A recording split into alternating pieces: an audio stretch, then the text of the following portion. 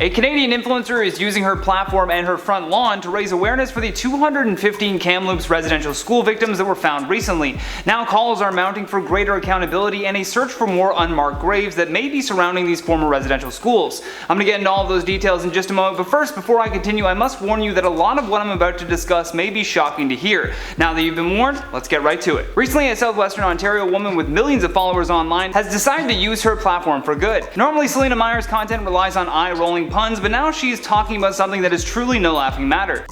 I've been absent from social media for the past few days because news broke in Canada that just shocked us all, but is nothing new. Her hopes of reaching millions of people with this message worked as well, and so far it has been viewed over 6 million times. Now Prime Minister Justin Trudeau is vowing that he will take action after this startling discovery. During a press conference, Trudeau said, "We are looking for how we can support Indigenous communities in their grief and in their request for answers," adding, "I know there will be many discussions to be had in the coming days and weeks about how we can best support these communities and get to the truth." This, however, only came after ground-penetrating radar uncovered the remains of, and I'll say it again, 215 children who were students of the Kamloops Indian Residential School. Some are even believed to have been as young as 3 years old.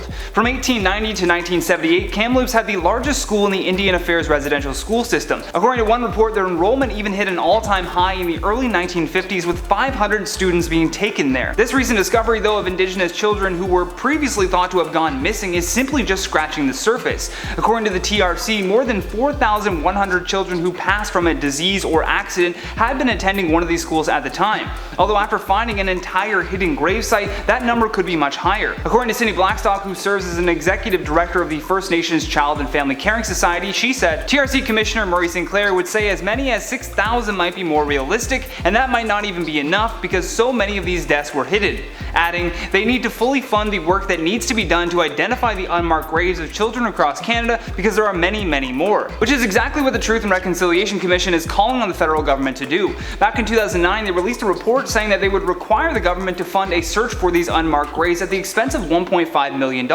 Perhaps now they will get this funding with this confirmation that the residential school atrocities have indeed been covered up. Back in 2019, the government did invest over $33 million into just simply developing and maintaining a registry of students who passed away while attending a residential school. Although when speaking with the press, Trudeau admitted that they still have a lot of work left to do. He went on to say, "We need to do more to support a residential school survivor and help with the healing process and go at the intergenerational trauma that exists right across the country in Indigenous communities." However, First Nations National Chief Perry Bellegarde thinks that the government isn't acting fast enough. "This was just one school in Kamloops," he said during an interview, before going on to say that there were over 130 residential schools in Canada and that this happened at every single school. He went on to add, "You've got to get the sonar technology that's required to do the proper investigations and research and get this done sooner than later because families need to know. Families need that healing time." A lot of people are very frustrated though with how the Liberal government is handling this situation, because on one hand you have Trudeau making these promises and expressing his sadness for the discovery,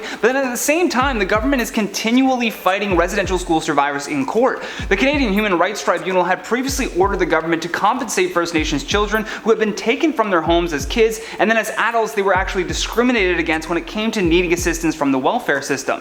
The ruling would apply to more than 50,000 children who would be paid $40,000 each, and instead of Canada just giving this very small amount for everything that they have put the First Nations people through, the government is fighting it in court. In fact, they are actively pushing back and trying to get the Human Rights Tribunal to drop the orders. Cindy Blackstock, though, is worried that Trudeau won't even follow through with his take action response if he is willing to fight this previous order. She would later say to the press, "The government itself cannot be relied upon to end its injustices to First Nations children and to act properly for residential school survivors." NDP leader Jagmeet Singh also expressed similar concerns, saying during a press conference about the discovery, "The Liberal government can't on one hand grieve this horrible tragedy, this horrible loss, while they are still taking Indigenous kids to court, while they're still taking survivors of residential schools to court." Which is exactly right. You can't claim that you care about someone if you're fighting their families in court at the same time. Hopefully this discovery will make more Canadians like Selena Myers from earlier keep talking about this situation. More now than ever, pressure needs to be put on the government to act upon these atrocities and make things right.